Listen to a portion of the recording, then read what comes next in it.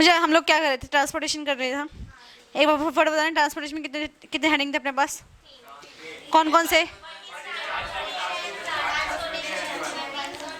पहला टॉपिक था अपने पास व्हाट इज ट्रांसपोर्टेशन, दूसरा था ट्रांसपोर्टेशन इन एनिमल और फिर नेक्स्ट अपने पास ट्रांसपोर्टेशन इन प्लांट्स। यही टॉपिक थे अपने पास क्या क्या यही टॉपिक थे? पहले हम कर लेते, फिर एक बार चैप्टर पूरा पूरा का पूरा रिवाइज करा दूंगा एक दिन, ठीक है? तो आज अपने पास हमने बचा कल जो था ह्यूमन ट्रांसपोर्टेशन पूरे तरीके से पढ़ लिया था, याद आ रहा है? आज मुझे ह्यूमन की ट्रांसपोर्टेशन करने के लिए कौन सा सिस्टम पाया था ह्यूमन में ट्रांसपोर्ट, और ह्यूमन सर्कुलेटरी सिस्टम में क्या क्या होता है निभाव? हार्ट, ब्लड और ब्लड वेसल, तीन चीजें पाई जाती है हमारे सर्कुलेटरी सिस्टम में, ठीक है ना? नेक्स्ट बच्चा हमने सबसे ब्लड पढ़ा था, ब्लड याद आ रहा है? ब्लड में ब्लड सेल्स होते हैं, प्लाज्मा होते हैं, ब्लड सेल्स और प्लाज्मा। ब्लड सेल्स कितने टाइप के होते हैं? RBC, WBC, platelets.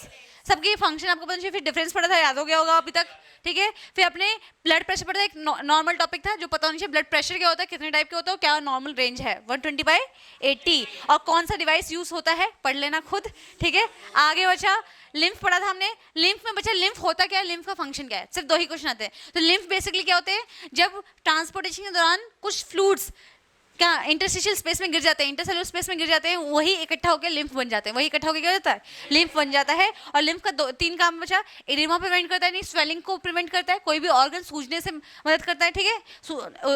दूसरा इम्यून सिस्टम में हेल्प करता है, और दूसरा फैट को एब्जॉर्ब करता है और ट्रांसपोर्ट करता है, याद आ रहा है मुझे? प्रिवेंट एडिमा पहला पॉइंट क्या है, दूसरा प्रोवाइड प्रोटेक्शन, और तीसरा क्या है, absorb and transport food fat, help in the transportation and absorption of fat. याद आ रहा है मैंने बताया था ब्लड कैपिलरीज में जब इंटेस्टाइन में खाना पहुंचता तो ग्लूकोज और अमीनो एसिड तो ब्लड के थ्रू आ जाता है, लेकिन हमारे जो फैटी एसिड है वो ब्लड में नहीं आ पाता। क्यों नहीं आ पाता ब्लड में?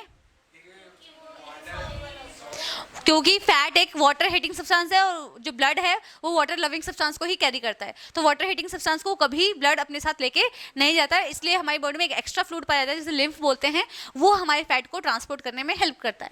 आगे बात समझ, तो लिम्फ का सबसे बड़ा फंक्शन क्या है, absorption and transportation of fat, बोल जा, absorption and transportation of fat. दूसरा प्रोवाइड प्रोटेक्शन, याद आ रहा है? लिम्फ अलग अलग सेल्स में जाके देखता है कि अगल बगल की कोई पैथोजन या फिर कोई बैक्टीरिया हमारे टिश्यू को खराब कर नहीं कर रहा, ठीक है? तो याद है मुझे लिम्फ के ऊपर क्वेश्चन आते हैं और यही दो क्वेश्चन आएंगे, लिम्फ होता है क्या, लिम्फ के फंक्शन क्या है, ठीक है? और नहीं है तो मैं अपने टेस्ट में जरूर दूंगी, ठीक है?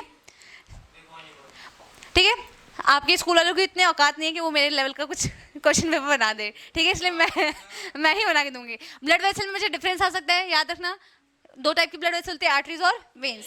आज मुझे विशाल सुनाएगा आर्टरीज और वेन्स। मुझे ह्यूमन सर्कुलेटरी सिस्टम ऐसा कुछ काम करता है, हमने पढ़ लिया था। डबल सर्कुलेशन क्यों बोलते हैं, मेन क्वेश्चन ये आएगा। डबल सर्कुलेशन क्यों बोलते हैं, बिकॉज हमारे हार्ट में खून दो बार एंटर करता है। Blood enters the heart twice, blood enters the heart, blood enter the heart.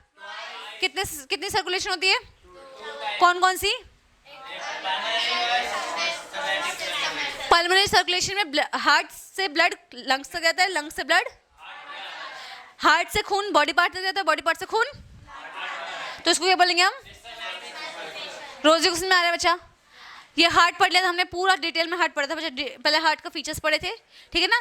याद आ रहा है सबको कि मस्कुलर ऑर्गन होता है, कार्डियक मसल सब होता है, इनवॉलंटरी होता है। पहला पॉइंट तो ये था। दूसरा पॉइंट बच्चा वो क्या होता है, उसकी लोकेशन क्या है, वो हमारे लंग्स के बीचों बीच पाया जाता है, स्लाइडली किस तरफ झुका होता है, लेफ्ट की तरफ झुका होता है। साइज की बात करें तो कितना होता है, ये क्लोज फीस्ट की तरह, और ये प्रोटेक्टेड होता है एक डबल लेयर से, जिसको क्या बोलते हैं हम सादिया, पेरिकार्डियम। क्या बोलते हैं, पेरिकार्डियम। आउटर पेरिकार्डियम और दोनों के बीच में फ्लूइड होता है प्राची, उसको क्या बोलेंगे हम, पेरिकार्डियल फ्लूइड। पेरिकार्डियल फ्लूइड जो है बच्चा वो क्या करता है, हमारे हार्ट को प्रिवेंट करता है फ्रॉम सडन शॉक और इंजरी, याद रहेगा पक्का बच्चा। और उसके अलावा बच्चा और क्या था, हमने थोड़ी बहुत चीजें पढ़ी थी कि हमारे हार्ट में 4 चैम्बर होती हैं। अब मैंने अभी एक क्वेश्चन पूछा था, what is the difference between auricle और वेंट्रिकल। यही डिफरेंस बताना है बच्चा कि ऑरिकल आपके अपर चैम्बर होते हैं, वेंट्रिकल आपके लोअर चैम्बर होते हैं। ऑरिकल आपके स्मॉल होते हैं, वेंट्रिकल आपके लार्ज होते हैं, उनमें थिन वॉल होती है, थिक वॉल होती है। क्या था, कितना आसान था। ऑरिकल, मैं तो ऑरिकल बोलूंगी, मैंने उस दिन लिखवाया था atrium is also called auricle.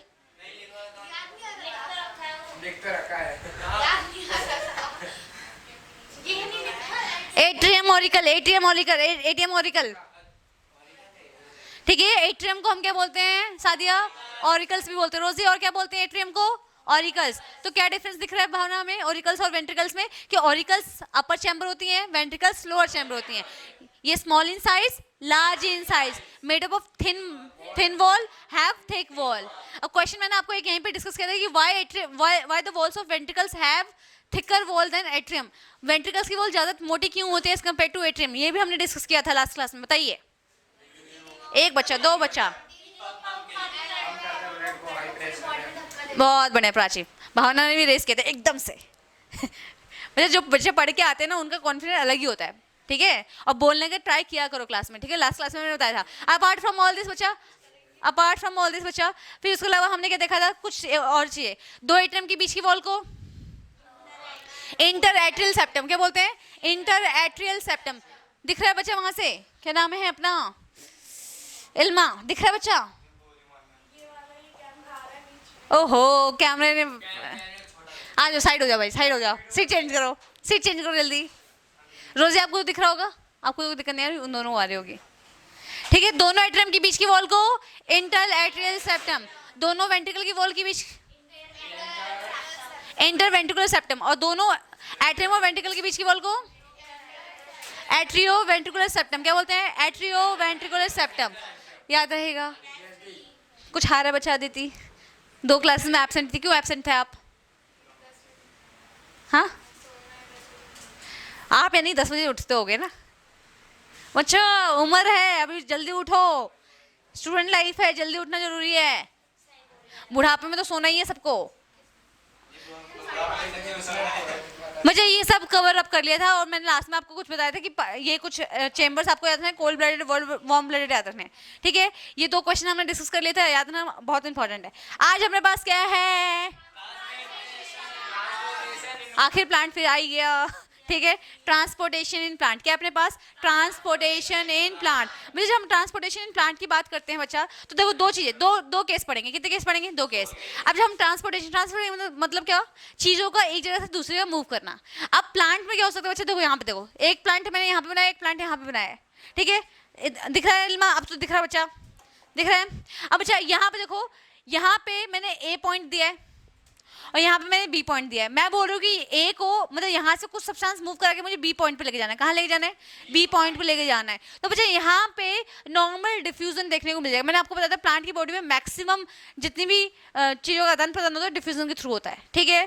Plant का हर एक सेल अपनी रिस्पॉन्सिबिलिटी खुद उठाता है। मैंने बताया था हमारी बॉडी की तरह नहीं है कि सब एक दूसरे पर डिपेंडेंट है। प्लांट का लीफ स्टेम और रूट अपने अपने काम खुद करते हैं, ठीक है। तो बस मैं यही बता रही हूँ बच्चा कि जब ट्रांसपोर्टेशन की बात आती है इन केस ऑफ प्लांट, भावना ट्रांसपोर्टेशन की बात आती है इन केस ऑफ प्लांट, तो अगर हम शॉर्ट डिस्टेंस की बात करें, इसकी बात करें शॉर्ट डिस्टेंस, मतलब बहुत छोटे डिस्टेंस की बात करें, तो बच्चे वहाँ पे प्लांट को ऐसा कोई बड़ा सा सिस्टम नहीं चाहिए होता है। वो वहाँ से यहाँ पे इजीली क्या होगा, डिफ्यूजन हो जाएगी। क्या हो जाएगी?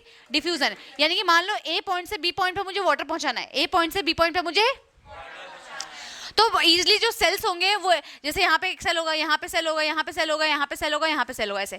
ये आपका बी पॉइंट है और ये आपका ए पॉइंट है। और वाटर कहाँ पे अपना, वाटर कहाँ पे? यहाँ पे है, ठीक है। वाटर ए पॉइंट पे, कहाँ पे? ए पॉइंट पे। तो बच्चा सेल क्या करेगा, सेल क्या करेगा, पानी को अंदर खींच लेगा। ये पानी फिर आगे पुश कर देगा, ये पानी और आगे पुश कर देगा, ये आगे पुश करके बी पॉइंट तक पहुंचा देगा। इसी को बोलते हैं डिफ्यूजन। इसी को क्या बोलते हैं हम? Diffusion. Movement of any substance from high concentration to lower concentration. यहाँ पे कॉन्सेंट्रेशन कम थी पानी की, यहाँ पे जरूरत थी पानी की, अब बाहर पानी पानी था, तो यहाँ से डिफ्यूजन हो के क्या चला गया? हाँ बिल्कुल, ऑस्मोसिस होता है। लेकिन ऑस्मोसिस भी एक टाइप का डिफ्यूजन होता है। क्या होता है? Osmosis is a kind of diffusion. आई बात समझ? लेकिन हम जब वाटर की बात करते हैं बच्चे, उसमें ऑस्मोसिस बोलेंगे। क्या बोलेंगे? ऑस्मोसिस। तो लेट्स सपोज भावना, ये मैं बोल रही कोई भी सब्सटेंस, मान लो ए पॉइंट से बी पॉइंट पे मिनरल्स पहुंचाना था, मैं वाटर नहीं पहुंचा रही, मिनरल्स, सॉल्ट्स या फिर कुछ भी, कोई सा भी हार्मोन पहुंचाना मुझे, लेट्स सपोज, तब तो डिफ्यूजन होगा। तब तो ए पॉइंट से डिफ्यूज होगी बी पॉइंट पे मतलब ए पॉइंट से डिफ्यूज हो बी पॉइंट पे जाएगा, ठीक है। और इन केस ऑफ वाटर, जब वाटर मूव करेगा तो वहां पे डिफ्यूजन हो रही है, बस उस पर्टिकुलर मूवमेंट के लिए हम क्या बोलेंगे? ऑस्मोसिस। ऑस्मोसिस हम वाटर के लिए यूज करते हैं। किसके लिए यूज करते हैं? वाटर के लिए यूज करते हैं। आई बात समझ? क्लियर है बच्चा? तो for short distances plant easily transport substance from one part two another part by diffusion और ऑस्मोसिस। ऑस्मोसिस के थ्रू वाटर का ट्रांसपोर्टेशन करता है और डिफ्यूजन के थ्रू बाकी सब्सटेंसेस का ट्रांसपोर्टेशन करता है। आगे बात समझ? इतनी बात समझाई? तो मैंने क्या समझाया? पहला केस, अगर प्लांट को बहुत छोटे डिस्टेंस में यहाँ से यहाँ खाना पहुँचाना है या फिर यहाँ से यहाँ पानी पहुँचाना है, तो यहाँ पे कोई भी सिस्टम नहीं चाहिए, वहाँ पर नॉर्मल डिफ्यूजन या फिर ऑस्मोसिस के थ्रू काम हो सकता है। लेकिन बच्चा इल्मा, अब यहाँ पे देखो, ए पॉइंट था, मुझे यहाँ से चीज कहाँ पहुंचानी थी, बी पॉइंट पे पहुंचानी, कहाँ पहुंचानी थी, बी पॉइंट पे। आपके यहाँ पर डिफ्यूजन पॉसिबल है? इज इट पॉसिबल या कि डिफ्यूजन है ऑस्मोसिस थ्रू में यहाँ पे सब्सटेंस का ट्रांसपोर्टेशन कर दूं? तो बच्चा इन केस ऑफ प्लांट के केस में शॉर्ट डिस्टेंस के लिए तो हमें कोई सिस्टम की जरूरत नहीं है। आई बात समझ आती थी? शॉर्ट डिस्टेंसेस के लिए क्वेश्चन आता है बच्चा, शॉर्ट डिस्टेंस के लिए प्लांट में क्या होता है, डिफ्यूजन और ऑस्मोसिस लिखा है। शॉर्ट डिस्टेंस में ट्रांसपोर्टेशन किसके थ्रू हो सकता है, डिफ्यूजन और ऑस्मोसिस के थ्रू हो सकता है। लेकिन लॉन्ग डिस्टेंस की बात करते हैं बच्चा, तो वहां पे डिफ्यूजन और ऑस्मोसिस काम कितनी भी कोशिश कर लो बच्चा, वो ए पॉइंट से बी पॉइंट तक वो चीज नहीं जा पाएगी जो चीज चाहिए वहां पे। आई बात समझ? वो बात अलग है कि यहाँ पे अगर मान लो सी पॉइंट है, क्या है, सी पॉइंट है, सी पॉइंट से अगर बी पॉइंट पे कुछ जाना हो तो वहाँ पे ऑस्मोसिस हो जाएगा। क्यों? अगेन शॉर्ट डिस्टेंस है। लेकिन ए पॉइंट से बी पॉइंट पर अगर पहुंचाना है तो ये पॉसिबल नहीं है कि डिफ्यूजन और ऑस्मोसिस के थ्रू खाना या फिर पानी पहुंच पाए। आई बात समझ? तो यहाँ पे प्लांट को क्या चाहिए होता है, plant need a proper transport system, plant को एक प्रॉपर ट्रांसपोर्ट सिस्टम की जरूरत पड़ती है। आई बात समझ? क्लियर है मुझे? अनलाइक रेस्पिरेशन, न्यूट्रिशन, ठीक है, वहां पे हमें ऐसा जितना कोई कॉम्प्लेक्स ऑर्गन सिस्टम की जरूरत नहीं पड़ती, लेकिन ट्रांसपोर्टेशन के लिए प्लांट को जरूरत पड़ती है एक सिस्टम की। आई बात समझ? For long distance, short distance के लिए नहीं। ठीक है भावना? तो इसी चीज को ओवरकम करने के लिए बच्चा अपने पास क्या है, प्लांट ट्रांसपोर्ट सिस्टम। क्या है? Plant transport system. अब प्लांट की बॉडी में जो ट्रांसपोर्टेशन होती है वो स्पेशल सिस्टम के थ्रू होती है। अभी हम उसको बोलते हैं वेस्कुलर सिस्टम। क्या बोलते हैं? Plant vascular system. क्या बोलते हैं? आया नहीं आया समझ? अब तो हमने क्या पढ़ा, ट्रांसपोर्टेशन प्लांट, शॉर्ट डिस्टेंस के लिए क्या यूज होता है, लेकिन लॉन्ग डिस्टेंस ट्रांसपोर्टेशन के लिए डिफ्यूजन और ऑस्मोसिस पॉसिबल। तो उसके लिए प्लांट को क्या चाहिए होता है, प्रॉपर ट्रांसपोर्ट सिस्टम चाहिए होता है। और प्लांट का ट्रांसपोर्टेशन सिस्टम किस नाम से फेमस है, plant vascular system. Plant vascular system के नाम से फेमस है। क्या सबको विजिबल है बच्चा, ये क्या सबको विजिबल है? प्लांट ट्रांसपोर्टेशन सिस्टम किसके थ्रू होता है, प्लांट वेस्कुलर सिस्टम के थ्रू होता है। अब बच्चा ये सिस्टम है तो टिश्यू ऑर्गन से तो बना ही होगा, तो याद रखना प्लांट की बॉडी में बहुत डिफरेंट टाइप के टिश्यू पाए जाते हैं, लेकिन हमारे पास एक होते हैं वेस्कुलर टिश्यू। क्या होते हैं? Vascular tissue. तो वेस्कुलर टिश्यू से बना होता है प्लांट का वेस्कुलर सिस्टम। वेस्कुलर टिश्यू से बना होता है प्लांट का जो ट्रांसपोर्टेशन में हेल्प करता है ओवर लॉन्ग डिस्टेंसेस। आई बात समझ? अब जब वेस्कुलर टिश्यू में दो टाइप के टिश्यू पाए जाते हैं। कितने टाइप के टिश्यू पाए जाते हैं?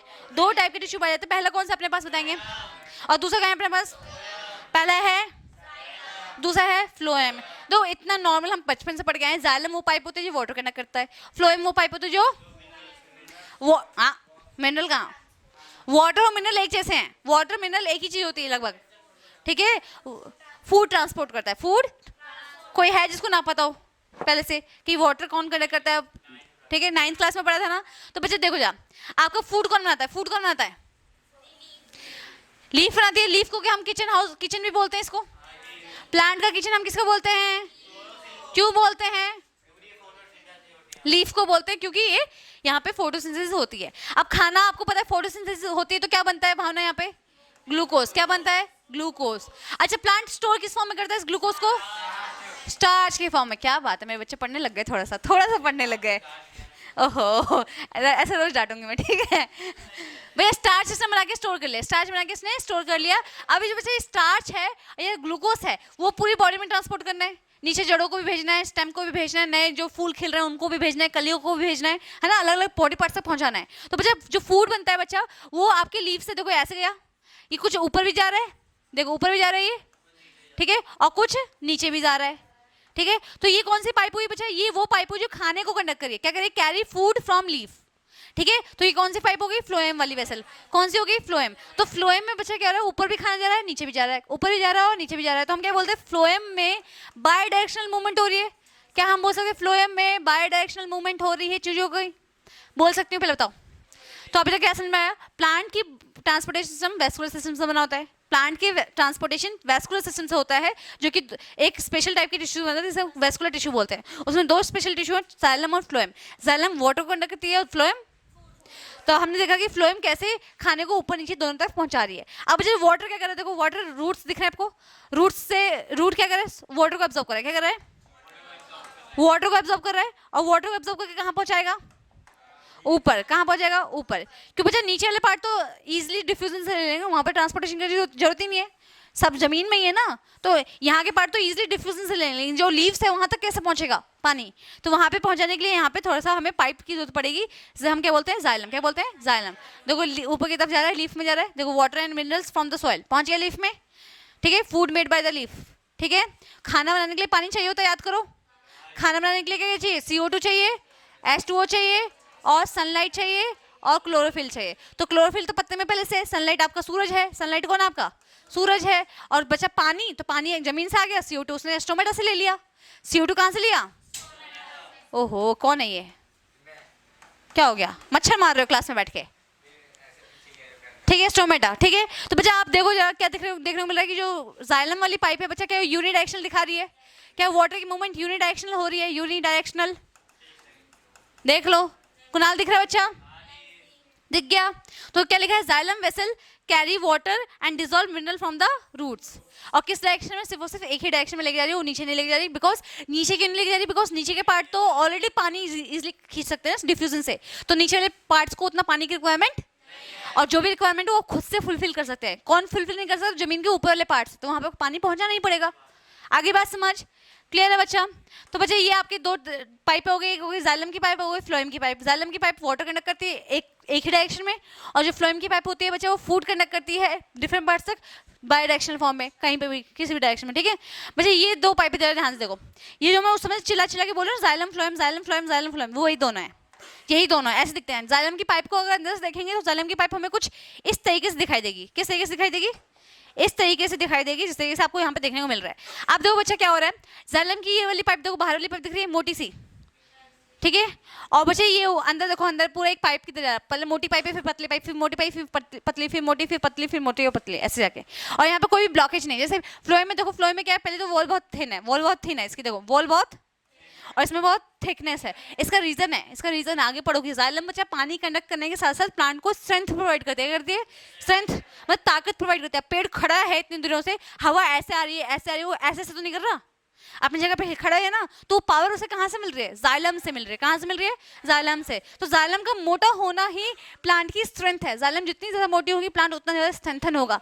इसलिए बच्चा जब एक पौधा होता है, छोटा सा पौधा जब राइज हो रहा है, उसमें जाइलम की पाइप अभी पतली होती है, तो आराम से बेंड हो जाता है। इवन आप उसे मोड़ो तो टूट भी जाएगा। लेकिन अगर एक बैनियन ट्री को ले लो, आम के पेड़ को ले लो, उसको ऐसे बेंड कर पाओगे आप लोग, नहीं कर पाओगे। इवन एक्स चलाओगे तो भी बहुत मुश्किल से कटेगा वो, ठीक है, क्योंकि इसकी फाइबर्स इतने ज़्यादा थिक होते हैं, इतने ज़्यादा थिक होते हैं, ज़्यादा स्ट्रॉन्ग होते हैं कि प्लांट इस पर पूरा अपने आप को खड़ा कर पाता है, ठीक है, इतने बड़े लीव्स के गुच्छे को अपने ऊपर रख पाता है, ठीक है, क्लियर है। तो बच्चा इसमें आपको बस मेरे को समझाना क्या है, देखो ये क्या कर रही है, वाटर और मिनरल्स को कंडक्ट कर रही है ऊपर डायरेक्शन में, ठीक है।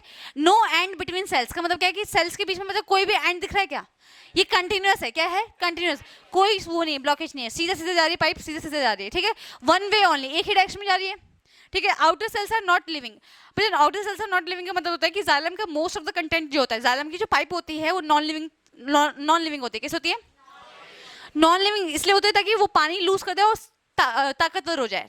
आई बात समझ। जैसे कोकोनट का छिलका देखा आपने, कोकोनट का छिलका कितना टाइट होता है, ठीक है, वो कोकोनट को प्रोटेक्ट करने का काम करता है, ठीक है। तो यानी कि वो आपने हरा वाला कोकोनट देखा है, हरा वाला कोकोनट, फिर वही कोकोनट सूख के ब्राउन वाला कोकोनट बन जाता है। तो जब वो हरा होता है तो उतना ज्यादा मजबूत, ठीक है। लेकिन जैसे जैसे उसमें पानी लूज कर देता है, जैसे वो पानी छोड़ता चला जाता है, वो उतना ज्यादा क्या होता है, स्ट्रेंथ वाइज ताकत बढ़ जाती है उसकी। आई बात समझ। इसलिए बच्चा होता क्या है कि जाइलम की पाइप का मेन काम क्या है, एक तो वाटर कंडक्ट करना, दूसरा उसको स्ट्रेंथ प्रोवाइड करना है। स्ट्रेंथ प्रोवाइड करने के लिए वो अपने आप को डेड कर लेता है, डेड इन द सेंस अपने अंदर का पूरा पानी निचोड़ देता है, ठीक है। डेड सेल में बच्चा प्रोटोप्लाज्म नहीं होता। प्रोटोप्लाज्म जानते हो, प्रोटोप्लाज्म, प्रोटोप्लाज्म बच्चा, अच्छा प्रोटोप्लाज्म जानते हो नहीं जानते हो, अच्छा साइटोप्लाज्म जानते हो, साइटोप्लाज्म क्या होती है, साइटोप्लाज्म क्या होता है, साइटोप्लाज्म जो सेल मेम्ब्रेन के अंदर पाई जाती है। सही बोला क्या मैंने, गलत तो नहीं बोल रही। तो बच्चा प्रोटोप्लाज्म भी यही चीज है, प्रोटोप्लाज्म भी यही। बच्चा एसी का थोड़ा सा टेम्परेचर डाउन करो, ठंड तो नहीं लग रहा है आप लोगों को, ठीक है। बच्चा प्रोटोप्लाज्म इज नथिंग, एक ऐसा मतलब प्रोटोप्लाज्म को आप ऐसे समझ लो जैसे आप सेल साइटोप्लाज्म बोल रहे हो, भावना जैसे हम साइटोप्लाज्म बोलते हैं, ठीक है रोजी, वैसे ही प्रोटोप्लाज्म होता है, वैसे ही। दोनों फर्क क्या है बच्चा, जिन प्लांट के पास सेल वॉल होती है एल्मा, जिन प्लांट के पास सेल वॉल होती है, जिन सेल्स के पास सेल वॉल होती है, सॉरी जिन सेल्स के पास, उसके अंदर के साइटोप्लाज्म को हम प्रोटोप्लाज्म बोलते हैं। यानी कि जब भी आपके सामने कोई वर्ड आता है प्रोटोप्लाज्म, तो आपको समझ में आना चाहिए हम एक ऐसे साइटोप्लाज्म की बात करें जिसमें सेल वॉल है।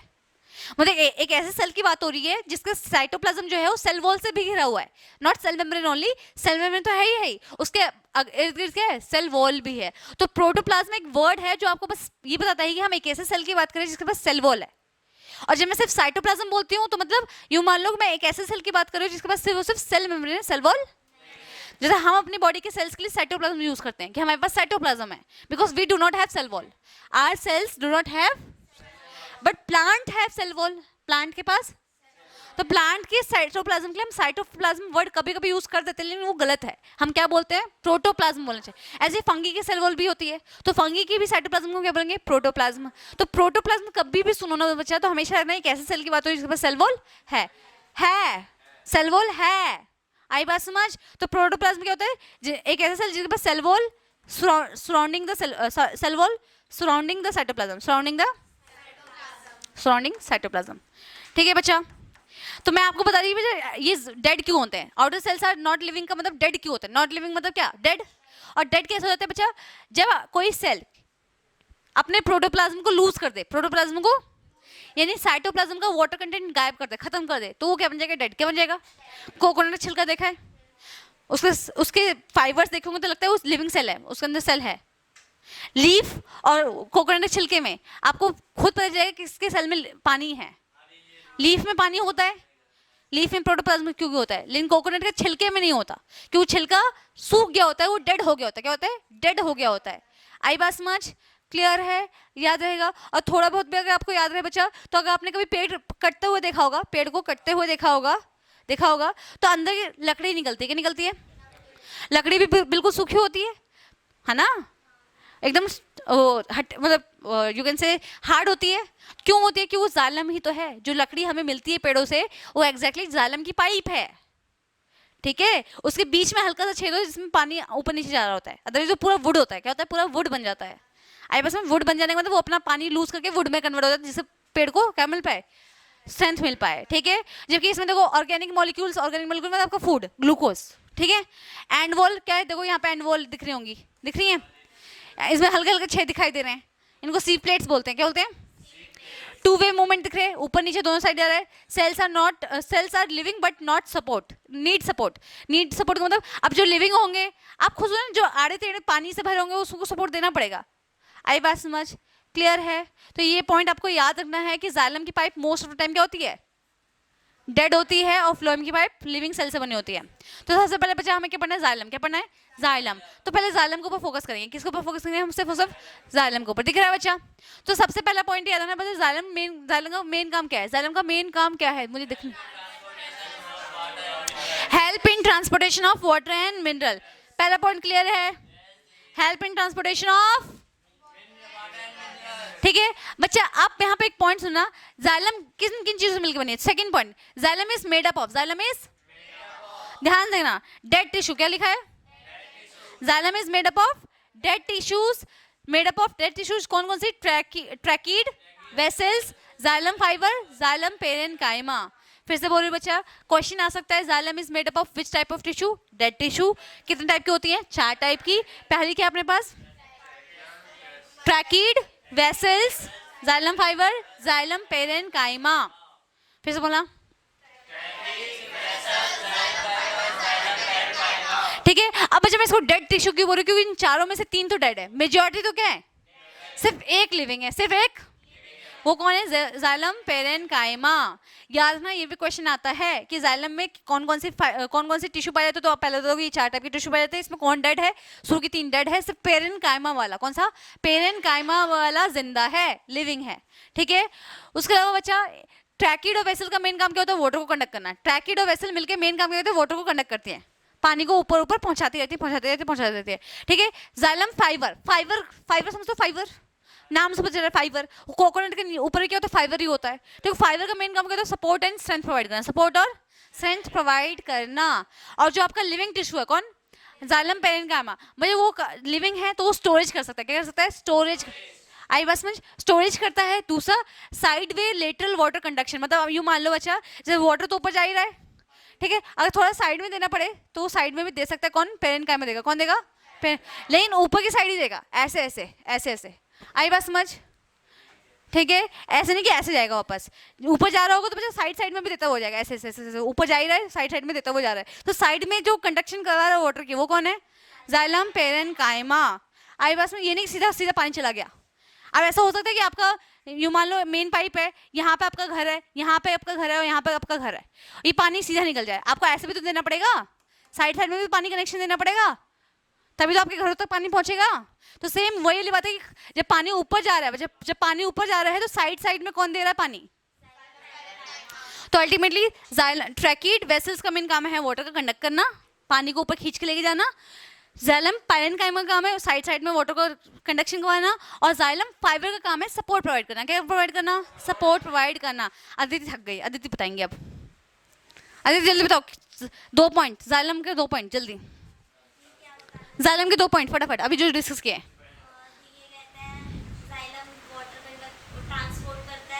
किस चीज को, किस चीज को ट्रांसपोर्ट करता है?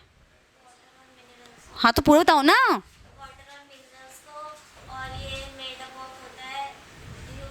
Dead tissues made up of कितने जाते हैं? पहला, दूसरा, जिसमें शुरू के 3, कौन सा वाला लिविंग होता है?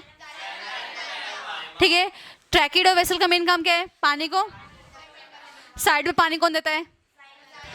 सपोर्ट और स्ट्रेंथ कौन प्रोवाइड करेगा? जाइलम फाइबर, फाइबर का काम होता है सपोर्ट प्रोवाइड करना। इतनी बात समझाई, प्राची को समझाई, निकिता समझाया बच्चा? क्लियर है? 2 पॉइंट क्लियर हो गए, 2 पॉइंट क्लियर हो गए बच्चा। नेक्स्ट पॉइंट क्या भावना, सुनना रोजी ध्यान से। एसेंट ऑफ सैप, क्या अपने पास? ये थोड़ा सा इंपॉर्टेंट बच्चा, एसेंट ऑफ सैप क्या अपने पास? एसेंट ऑफ सैप क्या अपने पास? एसेंट ऑफ सैप, ये बहुत फ्रेंच मतलब अजीब सा वर्ड लग रहा है, सुनेंगे। एसेंट ऑफ सैप का मतलब क्या होता है बच्चा? एक ये डेफिनेशन पेपर में आती है इसलिए बता रही हूँ, ठीक है। एसेंट ऑफ सैप का मतलब होता है the upward movement of water and mineral from the roots to the upper parts of the plant against via, मतलब तो समझ ही गया होगा, ठीक है। वाटर का अपवर्ड मूवमेंट, वाटर का फ्रॉम कहाँ से कहाँ तक? अदर बॉडी पार्ट्स तक, ठीक है, in a uni direction against the gravity में, समझ रहा है? ग्रेविटी नीचे की जाएगी, पानी ऊपर जा रहा है, वाया जाइलम। एक बार पढ़ देना क्या लिखा है।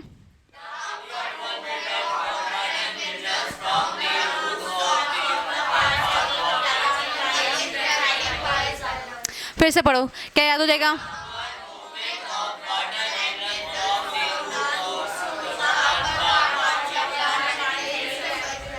ठीक है, तो याद नंबर जाइलम की पाइप में जो जिस तरीके से ट्रांसपोर्टेशन होता है वाटर का, उसको हम एसेंट ऑफ सैप बोलते हैं। Ascent of sap, ascent of sap का मतलब होता है upward movement of water from roots to the other body parts of the plant against gravity via xylem. मतलब अगर समझ के पढ़ोगे तो सब याद हो जाएगा, समझ के पढ़ोगे तो सब याद हो जाएगा, ठीक है। डायरेक्शन कैसे होता है इसका?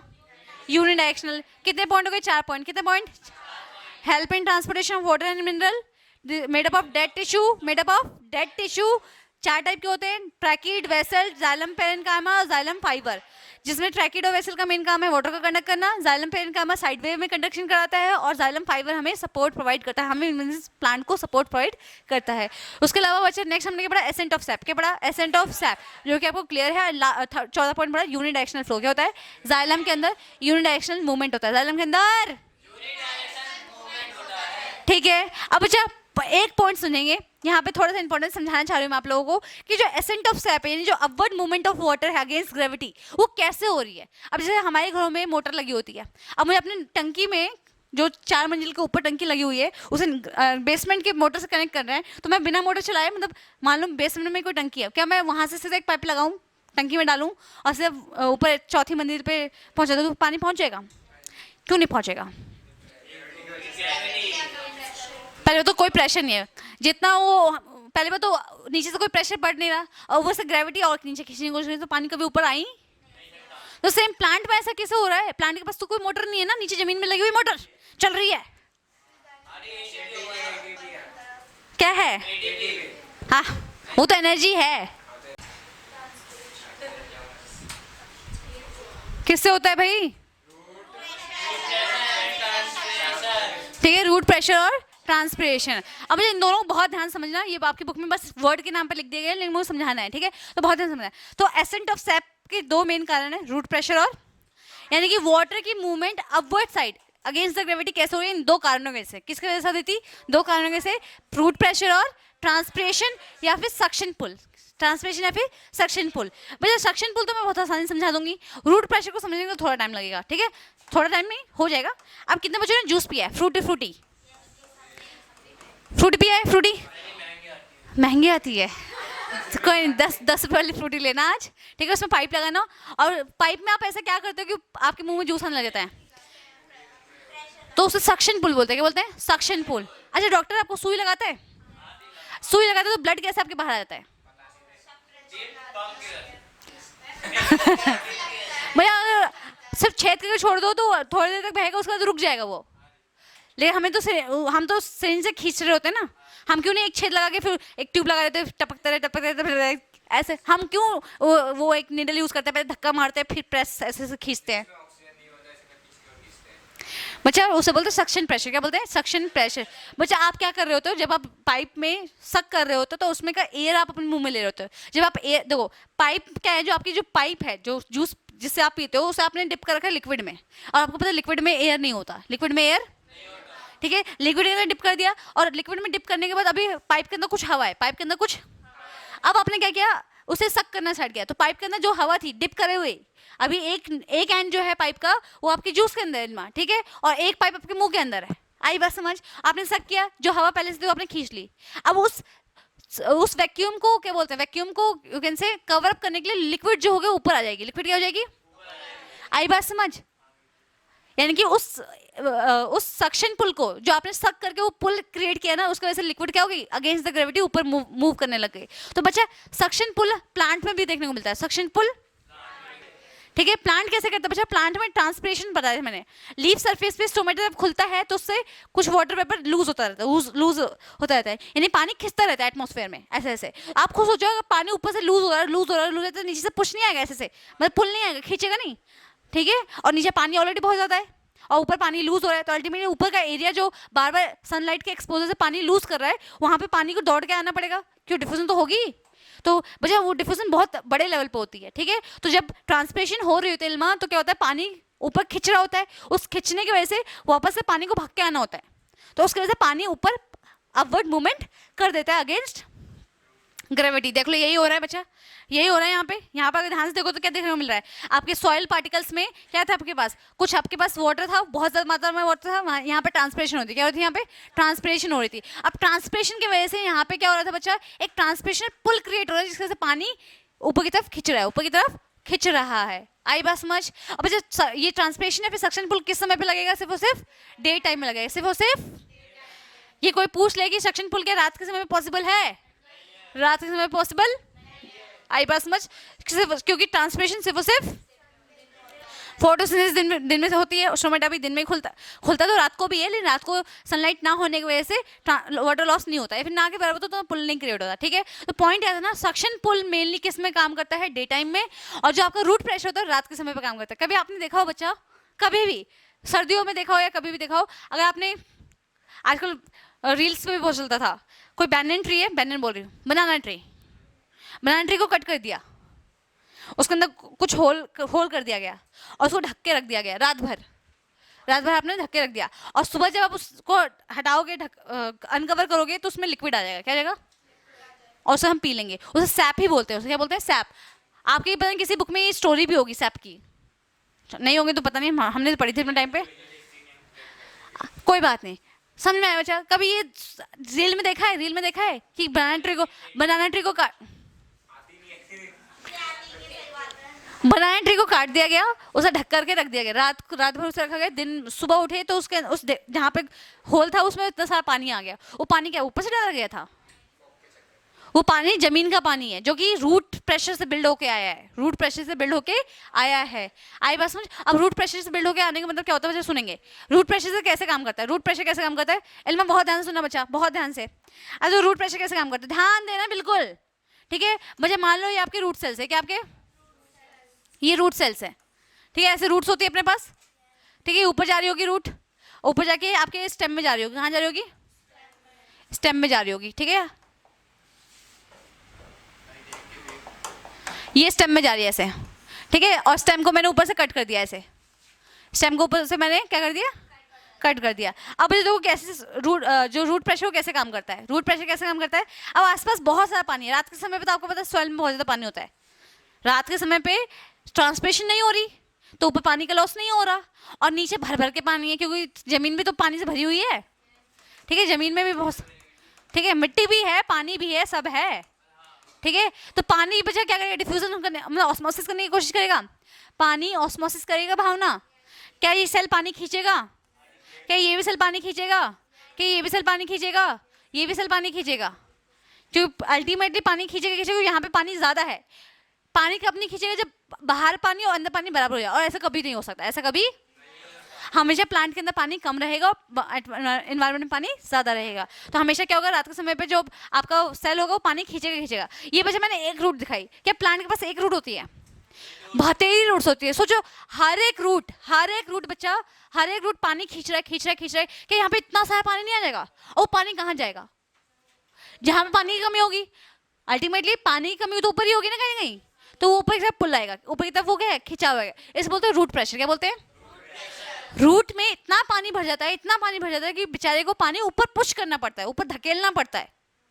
आई बात समझ, और ऊपर धकेलने की वजह से एक रूट पुल क्रिएट होता है, मतलब नीचे से ऐसे ऐसे पानी को ऊपर ऊपर ऊपर ऊपर ऊपर पर लेके जाएंगे। आई बात समझ, क्लियर है, इसको बोलते हैं रूट प्रेशर। क्या बोलते हैं, रूट प्रेशर, और ये रात के समय पे प्रोड्यूस होता है, रात के समय पे प्रोड्यूस होता है।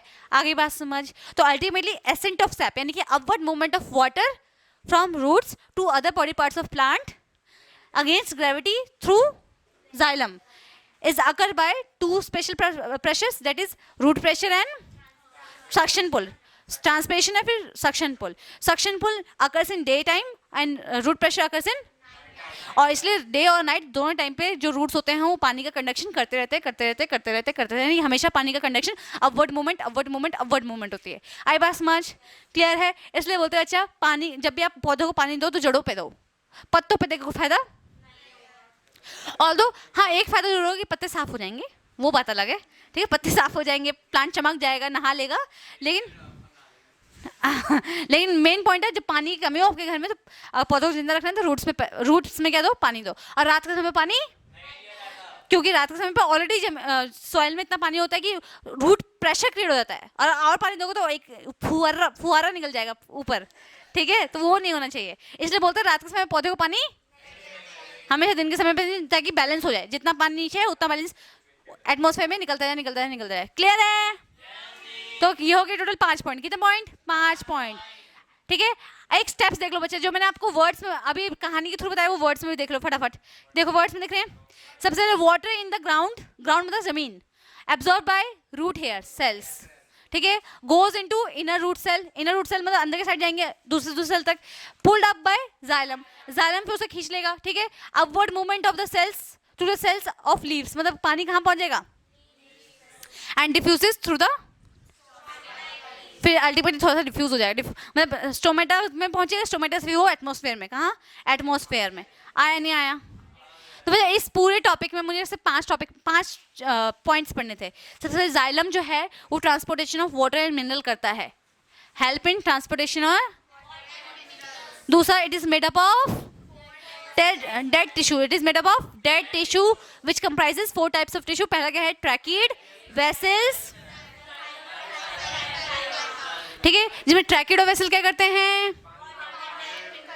कंडक्शन ऑफ वाटर करते हैं। जाइलम पेरेन्काइमा क्या करता है, लेटरल कंडक्शन करता है, और फाइबर क्या करता है, अच्छा इन तीनों में से कौन सा डेड है, शुरू के 3 डेड है, कौन सा लिविंग है, जाइलम पेरेन्काइमा। एक नंबर का एमसीक्यू कि जाइलम में, और बच्चा इसलिए बोला जाता है कि जाइलम डेड होती है, जाइलम कि उसके मैक्सिमम टिश्यू किससे बने, डेड टिश्यू, मतलब मैक्सिमम टिश्यू क्या डेड ही है। तो प्लांट जो जाइलम की पाइप होती है वो बहुत ज़्यादा डेड होती है, थिक होती है, और बहुत ही ज़्यादा स्ट्रॉन्ग होती है, बहुत ही ज़्यादा। आगे बात समझ, क्लियर है, इसका मतलब ये था।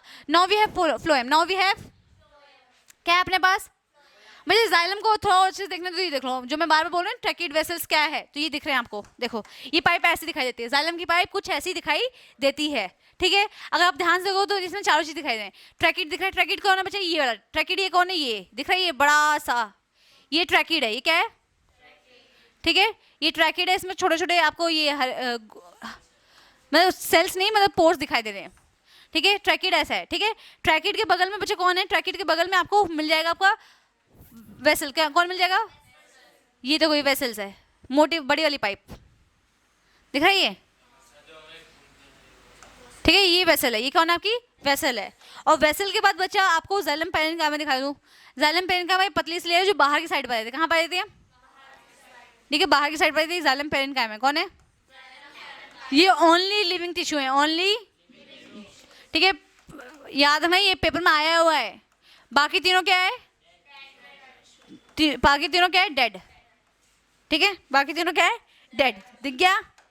और भैया जाइलम फाइबर दिख रहा है, जाइलम फाइबर ये रहा, इसके बगल में लगा ये जाइलम फाइबर, ये ऐसे करके, ठीक है, ये जाइलम फाइबर है, ठीक है, ये भी डेड होता है। ये क्या है, स्ट्रेंथ, सपोर्ट और स्ट्रेंथ प्रोवाइड करता है, सपोर्ट और स्ट्रेंथ प्रोवाइड करता है। तो चारों चीजें आपको दिख रही हैं। पहले क्या है, ट्रैकीड, ठीक है, ये बीच में क्या है, वेसल्स, इधर क्या है, जाइलम फाइबर, और इधर की साइड क्या है, जाइलम पेरेन्काइमा। जाइलम पेरेन्काइमा इकलौता आपका लिविंग टिश्यू है, क्लियर है। Now we have phloem, now we have phloem, phloem, ठीक है। अभी तक हमने क्या देखा कि प्लांट कैसे वाटर को कंडक्ट करता है। बच्चा इसमें क्वेश्चन क्या आएगा कि एसेंट ऑफ सेप क्या होता है, और एसेंट ऑफ सेप के लिए कौन सी दो फोर्सेस रिस्पॉन्सिबल है, कौन सी दो फोर्सेस रिस्पॉन्सिबल है, दिन में कौन सी होती है, सक्शन पुल, जिसे ट्रांसपिरेशनल पुल भी बोलते हैं, ठीक है, और रात के समय पे क्या होता है, ठीक है। इसलिए बच्चा क्वेश्चन ये भी आ सकता है, रात के समय पौधों को पानी क्यों नहीं देते, क्यों, ऑलरेडी रूट प्रेशर बहुत ज़्यादा है, और पानी देने से उनका रूट प्रेशर और बढ़ जाएगा, जिससे plant can be a fountain, लेकिन ऐसा पॉसिबल नहीं है, ठीक है, ये प्लांट डेड हो जाएगा ज़्यादा पानी की वजह से, ठीक है, फाउंटेन नहीं बन पाया तो। चलो आ जाओ, फ्लोएम में छोटी सी बात है बच्चा, help in transportation of, help in transportation of, बड़ी बात है, चलिए हो गई। मुझे दूसरा पॉइंट क्या है, देखो, मेडअप ऑफ, वो किससे बना था, made up of, it is made up of. अब ये लिविंग टिश्यू में क्या क्या है देखना जरा,